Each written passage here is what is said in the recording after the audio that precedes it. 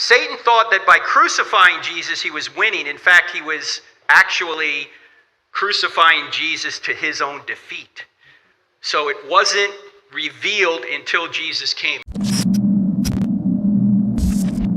So this is a bit of a long one, but this came across when I had a discussion with one of my atheist friends who at least conceded that Jesus Christ was crucified, but then he led to these points, if you will. There was a little more, but this is the shortened version.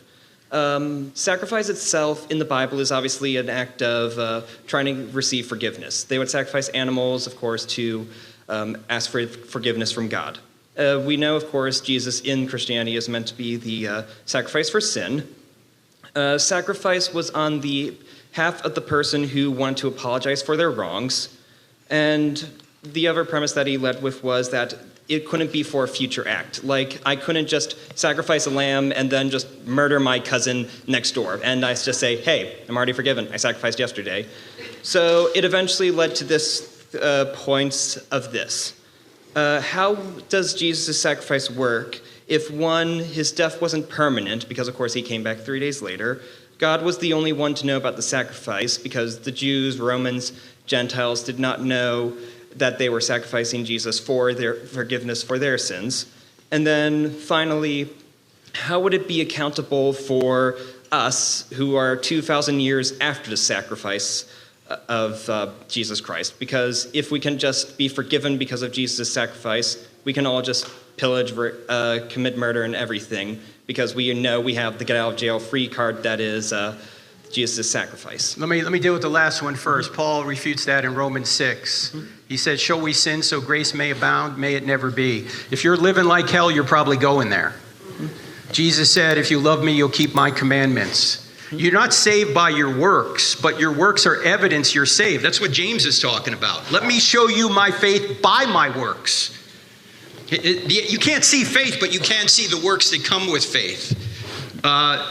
Even 1 Corinthians chapter 2, the second part of that, if I'm remembering correctly, says the sacrifice of Jesus was hidden and veiled because if the principalities of this world, the powers that be of this world, knew what was happening, they never would have crucified the Lord of glory. Satan thought that by crucifying Jesus, he was winning. In fact, he was actually crucifying Jesus to his own defeat.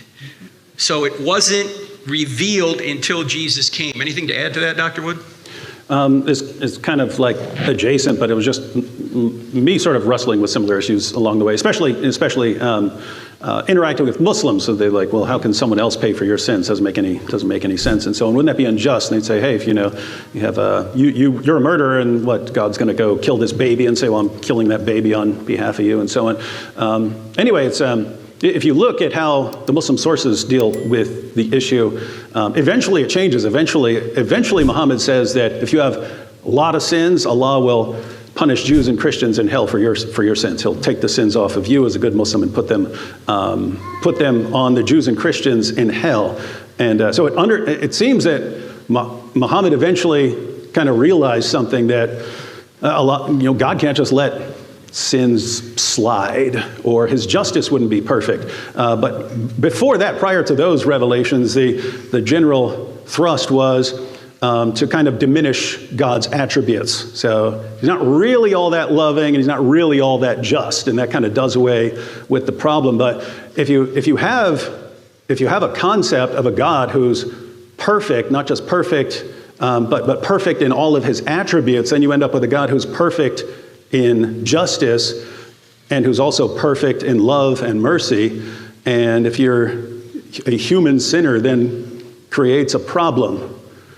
Like, okay, human sinner, God's justice demands punishment. His love and mercy would want forgiveness. Seems you have to pick. If you just forgive the person, well, then you're downgrading your justice, or you punish them and you're ignoring the love and mercy part. And anyway, you just see all of God's perfect attributes meeting at the cross. By the end, all sin has been punished according to Christianity. But God did everything that was required to grant us forgiveness without compromising his attributes. And so, anyway, just a little my thoughts on it.